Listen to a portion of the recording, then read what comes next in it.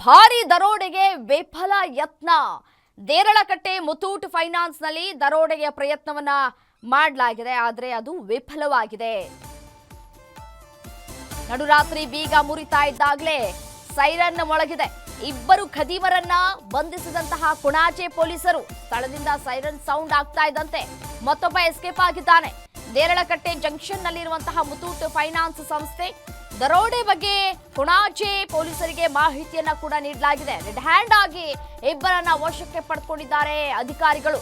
ಕೇರಳ ಮೂಲದ 3 ಖದೀಮರಿಂದ ಲೂಟಿಗೆ ಸ್ಕೆಚ್ ಹಾಕಲಾಗಿದೆ. ಇತ್ತೀಚೆಗೆ ಇದೇ ರೀತಿಯಾದಂತಹ ಘಟನೆ ಜರುಗಿತ್ತು. ಒಂದು ಬಿಗ್ ಟಾಸ್ಕ್ ಆಗಿತ್ತು ಪೊಲೀಸ್ ಅಧಿಕಾರಿಗಳಿಗೆ.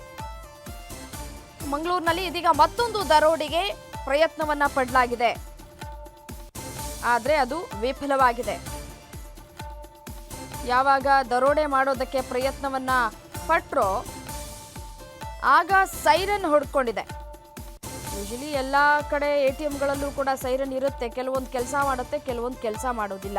ಕೆಲಸ ಮಾಡುವಂತಹ ATMಗಳು ಕೂಡ ಇರ್ತಾವೆ ಅನ್ನೋದು ಇದೀಗ ಪ್ರೂವ್ ಮಾಡ್ದಂತ ಆಗ್ತಾ ಇದೆ. ಇದೀಗ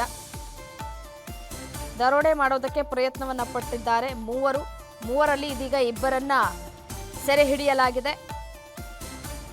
ಸೆರೆ ಹಿಡಿದು ಇದೀಗ ಎಲ್ಲಿಯವರು, ಏನು, ಇದು ಮೊದಲನೆಯ ಪ್ರಕರಣವಾ ಅಥವಾ ಈ ಹಿಂದೆ ಇದೇ ರೀತಿಯಾದಂತಹ ಪ್ರಕರಣಗಳಲ್ಲಿ ಭಾಗಿಯಾಗಿದ್ರ, ಎಲ್ಲವನ್ನ ಕೂಡ ಇದೀಗ ಪೊಲೀಸ್ ಅಧಿಕಾರಿಗಳು ತನಿಖೆಯನ್ನ ಕೂಡ ಚುರುಕುಗೊಳಿಸಿದ್ದಾರೆ.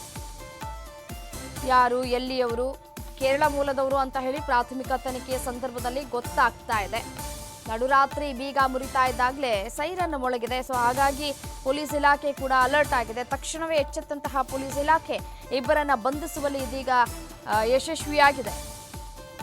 ಮಂಗಳೂರಿನಲ್ಲಿ ದರೋಡೆ, ಬ್ಯಾಂಕ್ನವರು ಕೂಡ ಸೆಕ್ಯೂರಿಟಿಯನ್ನ ಇಟ್ಕೊಳ್ಬೇಕು ಅಂತ ಕೂಡ ಹೇಳಿತ್ತು. ಸೆಕ್ಯೂರಿಟಿಗಳನ್ನ ಇಟ್ಕೊಂಡ್ರು ಕೂಡ ಪಾಪ ಸೆಕ್ಯೂರಿಟಿಗಳನ್ನು ಕೂಡ ಕೊಲೆ ಮಾಡುವಂತಹ ಎಷ್ಟೋ ಪ್ರಕರಣಗಳು ಕೂಡ ನಡೆದಿರುವಂಥದ್ದು. ಇದೇ ರೀತಿಯಾದಂತಹ ಘಟನೆಗಳು ಇದೀಗ ಮತ್ತೆ ಮಂಗಳೂರಿನಲ್ಲಿ ಮರುಕಳಿಸ್ತಾ ಇರುವುದಕ್ಕೆ ಸಾಕಷ್ಟು ಆಕ್ರೋಶಗಳು ಕೂಡ ವ್ಯಕ್ತಪಡಿಸ್ತಾ ಇದೆ. CCTV ಇದ್ರೂ ಕೂಡ ಈ ರೀತಿಯಾದಂತಹ ಕಳ್ಳತನ ಪ್ರಕರಣಗಳು ಹೇಗಾಗ್ತಾ ಇದೆ ಅನ್ನುವಂತಹ ಪ್ರಶ್ನೆಗಳು.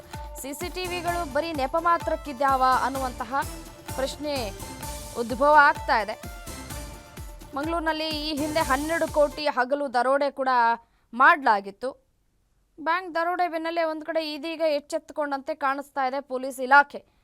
ಸೊ ತಕ್ಷಣಕ್ಕೆ ಕಾರ್ಯಪ್ರವೃತ್ತರಾದಂತಹ ಪೊಲೀಸ್ ಅಧಿಕಾರಿಗಳು ಇಬ್ಬರನ್ನ ಸೆರೆ ಹಿಡಿಯುವಲ್ಲಿ ಯಶಸ್ವಿಯಾಗಿದ್ದಾರೆ. ನೋಡಿ, ಮಂಗಳೂರಿನಲ್ಲೂ ಕೂಡ ಇದೇ ರೀತಿಯಾದಂತಹ ಘಟನೆ ಆಗಿತ್ತು. ಮತ್ತೆ ಬೀದರ್ನಲ್ಲೂ ಕೂಡ ಆಗಿತ್ತು, ಸೇಮ್ ಅದೇ ಥರ. ಈಗ ಮತ್ತೆ ಮಂಗಳೂರಿನಲ್ಲಿ ದರೋಡೆ ಮಾಡೋದಕ್ಕೆ ಪ್ರಯತ್ನವನ್ನು ಮಾಡಲಾಗಿದೆ. ಸತತವಾಗಿ ಪ್ರಯತ್ನಗಳನ್ನು ನಡೆಸಿದ್ದಾರೆ. ಆದರೆ ಒಂದು ATMನಲ್ಲಿ ಸೈರನ್ ಇದ್ದಿದ್ದರಿಂದ ಸೊ ಬಚಾವಾಗಿದೆ. ಮುತ್ತೂಟ್ ಫೈನಾನ್ಸ್ ATMನಲ್ಲಿ ದರೋಡೆ ಮಾಡೋದಕ್ಕೆ ಪ್ರಯತ್ನವನ್ನು ಪಟ್ಟಿರುವಂಥದ್ದು. ಸೊ ಹಾಗಾಗಿ ಸೈರನ್ ಹೊಡೆದ ನಂತರ ಪೊಲೀಸ್ ಅಧಿಕಾರಿಗಳು ಸ್ಥಳಕ್ಕೆ ಬಂದು ಅವರನ್ನು ಹಿಡಿಯುವಂತಹ ಪ್ರಯತ್ನ ಮಾಡಿದ್ರು, ಯಶಸ್ವಿಯಾಗಿದ್ದಾರೆ. ಇನ್ನೊಬ್ಬನನ್ನು ಹುಡುಕಾಟ ನಡೆಸ್ತಾ ಇದ್ದಾರೆ.